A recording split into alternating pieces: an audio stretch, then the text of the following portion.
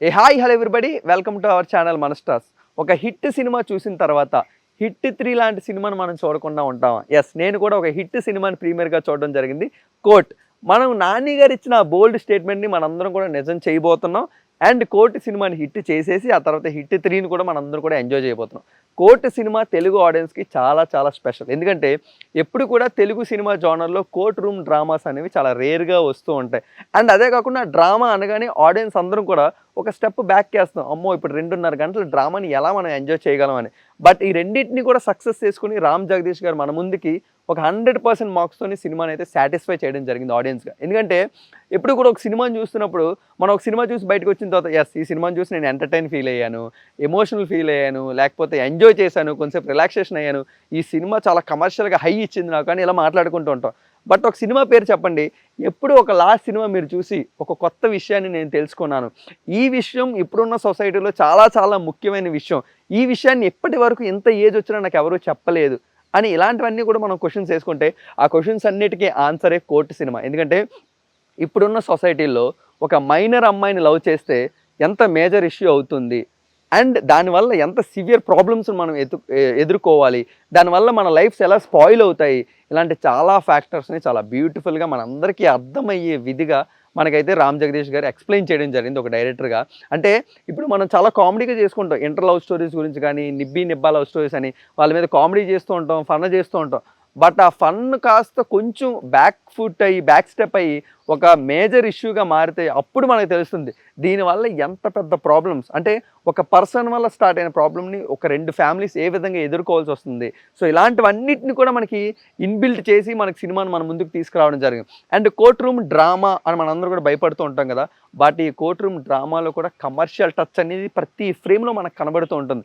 ఒక dark humour మనకి తెలియకుండానే మనకు కనబడుతూ ఉంటుంది, ఒక మంచి కమర్షియల్ సాంగ్స్ ఉంటాయి, ఒక బ్యూటిఫుల్ మెసేజ్ ఉంటుంది, అండ్ అలాగే ఒక మంచి ఎమోషన్స్ ఉంటుంది. సో ఇవన్నిటిని కూడా ప్యాక్ చేసుకుంటే కోర్ట్ రూమ్ డ్రామా కాకుండా ఒక కమర్షియల్ కోర్ట్ రూమ్ డ్రామాని కోర్టు సినిమాగా మన ముందుకు తీసుకురావడం జరిగింది. అండ్ మెయిన్గా యాక్టర్స్ గురించి మాట్లాడుకుంటే ప్రియదర్శి గారు ఎప్పుడు కూడా ఆయన ఒక లీడ్ యాక్టర్గా మన ముందుకు వచ్చారని అంటే ఒక హీరోగా ఆయనకి ఎలివేషన్స్ కానీ లేకపోతే ఇలాంటి హై మూమెంట్స్ కానీ ఇవేమీ ఉండకపోయినా సినిమాని ఏ విధంగా ఎలివేట్ చేయాలి, ఆయన క్యారెక్టర్ సినిమాని ఏ విధంగా సపోర్ట్ చేస్తుంది, ఇవన్నీ కూడా ఆయన పాయింట్అవుట్ చేసుకుని ఒక సినిమాని యాక్సెప్ట్ చేస్తారనుకుంటే. అందుకే బలగం చూసినా, జాతిరత్నాలు చూసినా, లేకపోతే ఇప్పుడు కోర్ట్ రూమ్ సినిమా చూసినా ఎప్పటికప్పుడు ఆయన పర్ఫార్మెన్స్తో ఆయన స్క్రిప్ట్ సెలక్షన్స్తో మనల్ని ఇంప్రెస్ చేస్తూనే ఉంటారు.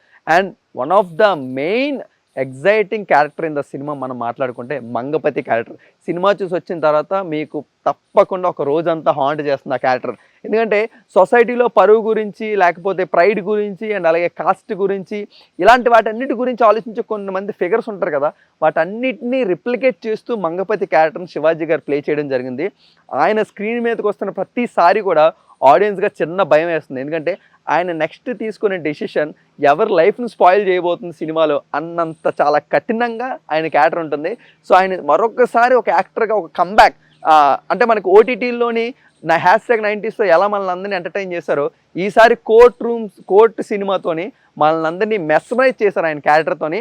అండ్ ఆయన ఒక గట్టి స్టేట్మెంట్ ఇస్తున్నారు, నేను ఇలాంటి వైవిధ్యమైన పాత్రలు చేయడానికి చాలా సిద్ధంగా ఉన్నాను, మీరు నన్ను వాడుకోవడానికి సిద్ధంగా ఉండండి అని ఈ కోర్ట్ సినిమా చూసిన తర్వాత మనం అందరం కూడా ఫీల్ అవుతాం.